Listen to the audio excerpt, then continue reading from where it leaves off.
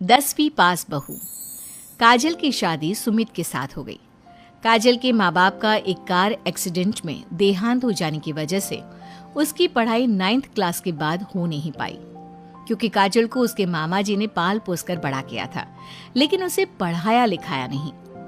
काजल के अच्छे नेचर और उसकी सुंदरता को देखकर सुमित को वो पसंद आ गई और सुमित ने काजल के साथ शादी कर ली। शादी के बाद हमारी बहू भले ही कम पढ़ी लिखी है, लेकिन लाखों में एक है। सही कहती हो। पड़ोस वाले शर्मा जी अपनी बहू से बड़े परेशान हैं। उनकी कोई बात ही नहीं सुनती। अरे लेकिन हमारी काजल, वो तो हमारा खूब कहा मानती है और घर का काम भी कितने अच्छे से करती है। सही कहती है मम्मी। पहले मुझे भी लगता था आजकल के जमाने में सिर्फ 9th क्लास पास लड़की कुछ अजीब लगता है, लेकिन घर उसने कितने अच्छे से संभाल लिया है। अब बेटा, पढ़ाई तो वो अपनी परिस्थितियों की वजह से नहीं कर पाई, लेकिन बाकी काम तो अच्छा ही करती है। अच्छा मम्मी, शाम को मेरे ऑफिस के दोस्त और उसकी वाइफ घर पर आ रहे हैं काजल से मिलने के लिए। अरे ये तो बहुत अच्छी बात है बेटा, लेकर आओ तुम्हारे दोस्तों को। शाम के वक्त काजल, ये मेरा दोस्त अजय है और ये उसकी पत्नी Sonali. Hello Kajal, how are you? Are you working somewhere? माफ करना जी, मैं आपकी बात समझ नहीं पाई। आई एम सॉरी, मैं बस ये पूछना चाह रही थी कि क्या तुम कहीं पर जॉब करती हो या हाउसवाइफ हो? जॉब? आपका मतलब नौकरी ना, लेकिन वो मैं कैसे कर सकती हूँ? ये तुम्हारी वाइफ क्या कह रही है? क्या तुम अपनी वाइफ को जॉब नहीं करवाना चाहते? अरे नहीं नहीं दोस्त, वो बात नहीं है।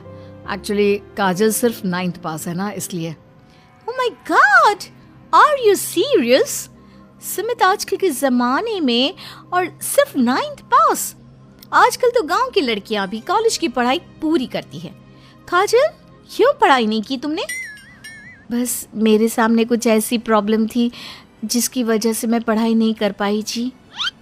सुमित को अपने दोस्तों के सामने बहुत अजीब लगता है कि सब लोग इतने पढ़े लिखे हैं और उसकी बीवी सिर्फ 9th पास है, लेकिन वो काजल को बहुत पसंद करता था, इसलिए वो काजल से कुछ नहीं कहता।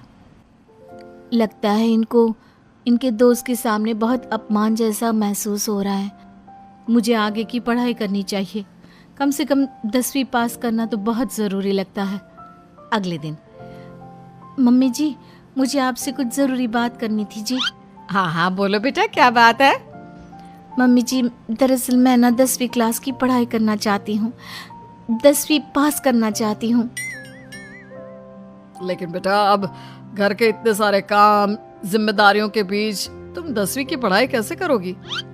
पापा जी, मेरा बहुत मन है, प्लीज मना मत करिए ना जी। अरे ठीक है बेटा, जैसे तुम्हारी इच्छा। तुम 10वीं का फॉर्म भर दो। काजल खुश होते हुए वहाँ से चली जाती है। कुछ दिनों के बाद, मम्मी, क्या आपने सच में खुश होकर काजल को आगे की पढ़ाई करने की परमिशन दे दी?